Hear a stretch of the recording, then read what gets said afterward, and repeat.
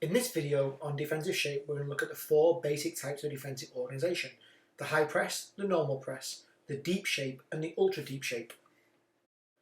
When we discuss the different defensive organisations, what's important to note is we are not varying the intensity of our defending.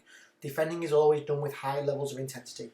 What we are varying is the location and the areas of the field we are looking to win the ball back. High press being high up the field, ultra deep press being near our own penalty area. Defending, however, is always done with a maximum level of intensity. In the high press organisation, we're looking to meet the opposition as high up the field as possible, pressing both the goalkeeper and the centre backs, often on the first pass. We may do this when we're looking to score a goal, we need to get the ball back. Also when we feel we're the stronger team and we're able to capitalise on our possession, or when we feel the opposition's forwards are not that dangerous and do not have the speed to hurt us in behind. The high press is often triggered by the 7, the 9 or the 11 going to pressure the ball, or by one of the interiors or the 6 telling the forwards to go get it. In either case, what's very important is as the forwards go to pressure the ball, both the interiors and the 6 follow, with the defenders coming to the halfway line. When in the high press organisation, the interiors and the 6 have to be in a very aggressive position to intercept and challenge for the ball, and the defenders cannot be surprised if the opposition choose to go long. They have to be able to deal with the direct play either into their forwards or over the top.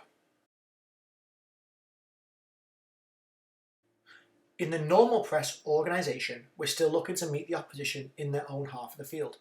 Our defenders are still on the halfway line, but rather than chasing the opposition's goalkeeper and defenders, we're more willing to allow them to have it.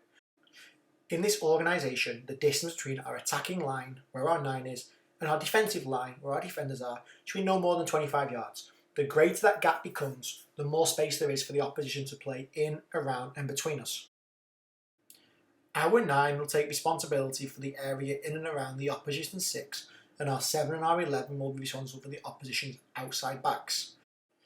Although we're conceding a little bit of ground and allowing their centre backs and goalkeepers to have the ball, the minute one of their centre backs attempts to either pass into their midfield or carry the ball into their midfield, we look to win the ball back in the opposition's half of the field and counter-attack to a goal-scoring opportunity.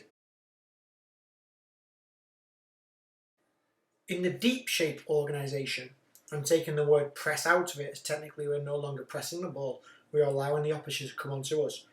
Our forwards sit in the halfway line and the defenders sit between 20 and 25 yards behind them. We are allowing the opposition to have the ball in their own half of the field. With such little space between the lines of your team, forwards to midfielders and defenders, and very little space in behind, the opposition may have lots of the ball but will find it very hard to penetrate. You may do this if you're playing against an extremely strong team and you don't want your players to be isolated. You may also do this if it's an unusually hot day, you're playing on a very large field, or maybe you've had a player sent off. It is, however, very important that when the ball comes into your half of the field, your defending intensity is very high and you're very combative to win the ball back.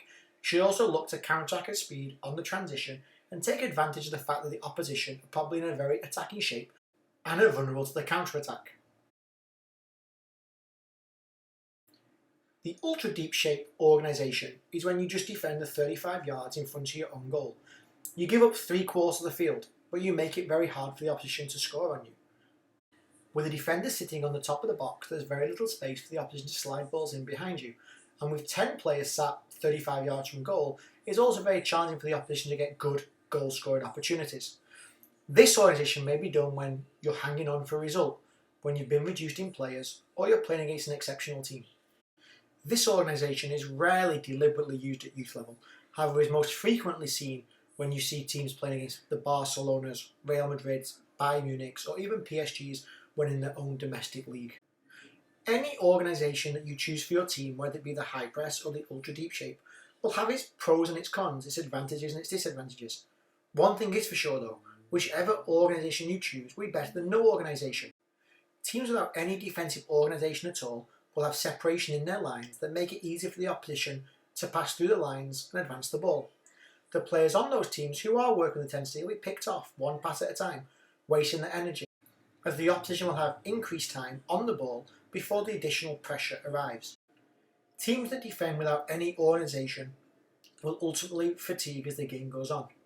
With this fatigue, the chance of winning the ball back reduces. Thanks for taking the time to check out our video on defensive organisation. Hope you found it useful. Please stay tuned for more videos like this and also videos on team training.